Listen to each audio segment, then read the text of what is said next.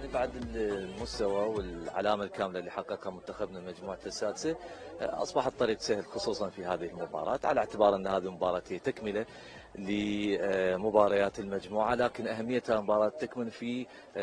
تعديل التصنيف والذهاب بعيدا بالتصنيف للمجموعة القادمة والتصنيف الدولي اللي يخدم الكرة العراقية. بكل تأكيد راح تكون أهميته مهمة كبيرة، وجاهزية المنتخب جاهزية واضحة شاهدنا من خلال المباراة السابقة أمام اندونيسيا خارج العراق، واليوم على أرض وأمام جماهيره أكيد راح يكون التشجيع والمؤازرة الجماهير راح ترفع من معنويات الفريق ويكون جاهزيته أكثر. يعني أنا أعتقد أن منتخبنا الآن بأفضل جاهزية، خاصة بعد أن حصد نقاط المباراة السابقة، وبالتالي أعتقد أن منتخبنا يعيش حالة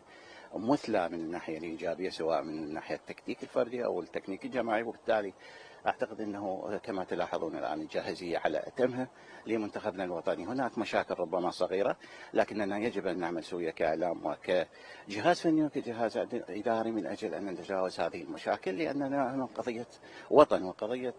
وطن تحتاج إلى تكاتف الجهود، وبالتالي أعتقد أن هناك جميع اللاعبين هم على أتم جاهزية وبصورة مثالية. الكل مترقب نتيجة إيجابية لمنتخبنا الوطني في مباراته القادمة أمام فيتنام، خاصة أن هناك تشييد جماهيري لحضور هذه المباراة، وبالتالي كل الأمور الإيجابية حاضرة. نتمنى أن يحقق منتخبنا الفوز في هذه المباراة، لأنه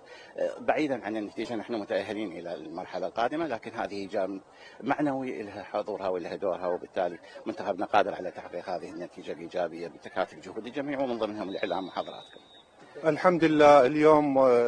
المنتخب الوطني العراقي يعيش نشوة الفوز بعد التغلب على اندونيسيا والتصدر بالعلامة الكاملة، فاعتقد المعنويات عالية لدى اللاعبين ولدى المدرب والكادر التدريبي. المنتخب العراقي عازم على أن ينهي هذه التصفيات